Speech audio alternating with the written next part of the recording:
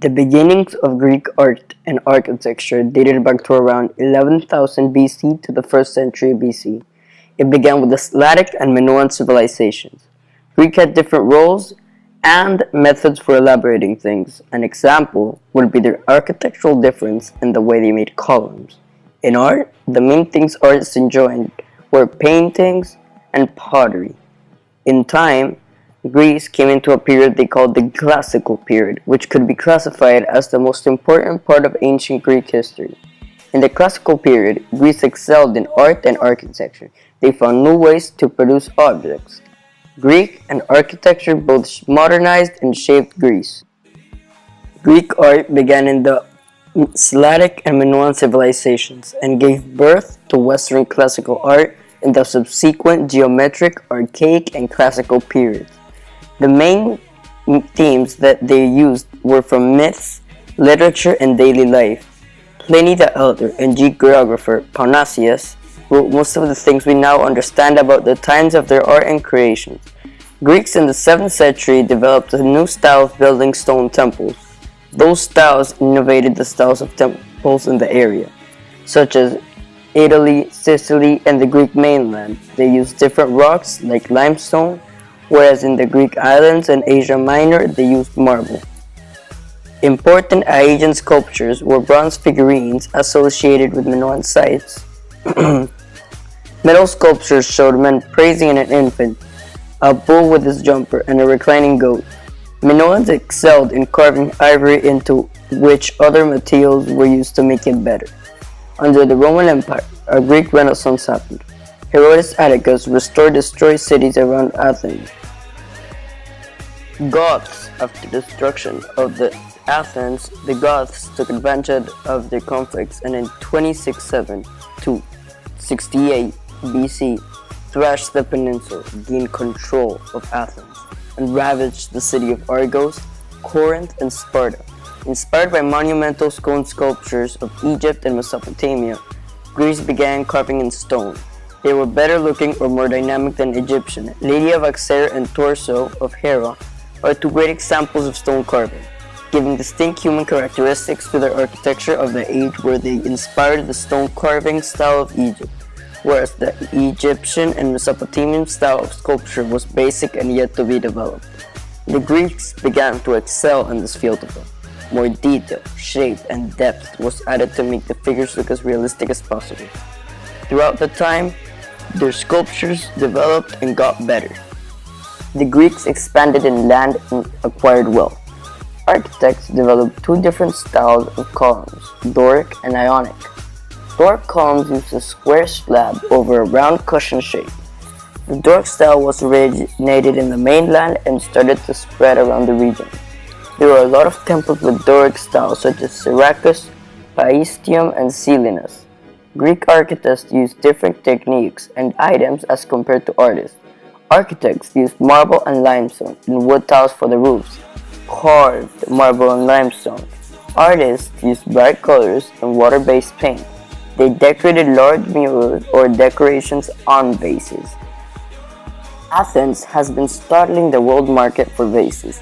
Plenty of vases have been discovered in the Aegean Islands, North Africa, and Asia Minor. The popularity of the Athenian pottery resulted from being practical and perfect. It had beautiful proportions, well painted or drawn. In 1675, vase painters in Corinth decorated their items with black silhouetted figures. This type of style is called Proto-Corinthian style. The vases were crowded with figures against flower designs. Artists used vases or paintings to describe what couldn't be explained in the world. The vases usually had monsters set with the vase backgrounds. Some examples of monsters were a chimera, creature with a lion's head, goat's body, and a serpent's tail. Most important remains of early periods are the pottery. They used styles that came from the Mycenaean style in about 750 BC. Animals and humans started getting into the pottery. They used events like dead warriors or a chariot with horses. Greek art and panels have not survived the Hellenistic period in the Hellenistic era. Events or scenes were painted into the mosaics in the rise of Greece during the 6th century. Many things influenced the art of ancient times. The progress of commerce, industry, and democratic government started the domino effect of private fortune. Greek homes were very simplistic, not very different until the Hellenistic period. Poets and vase painters wrote and painted home scenarios like a banquet or a dance. After Greece won over Persia, they were in desperate need of rebuilding all the damage. The Persian invasion generated new activity in architecture and sculpture. Athens was the dominant political and economic power.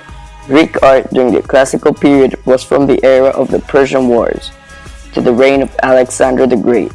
Everybody wanted to get into Greece because of its independence and isolation from foreign influences. Early classical sculptures didn't symbolize that type of art. An example would be the archaic smile or tender details of the archaic period. These new classical early sculptures had a new feeling to them that weren't used before by other sculptors. Some sculptures showed the style were the Temple of Zeus, Charioteer, Eurydice Boy, Blondhead, and Idolino. The classical temples of early times used a style of columns that is called Doric. It used slim columns that show that these classical temples were against archaic Doric. Mature classicism started developing around the second half or 5th century. Athens, under the rule of Pericles, architecture and sculpture under Pericles developed a rare perfection. Smart architects started a way of distortions of perspective to give their creations a distinct look compared to others. After Athens was defeated in the Peloponnesian War, art projects started to decline due to the lack of money and artists. Then, a new form of characterization of figures mirrored in the individual. Art as seen above is heavily influenced by the occurrences of its time. If the country or artist is going to grieve, despair, or bad times, then the art shall reflect that. When the country thrived, art demonstrated greatness and vast depiction of their greatness.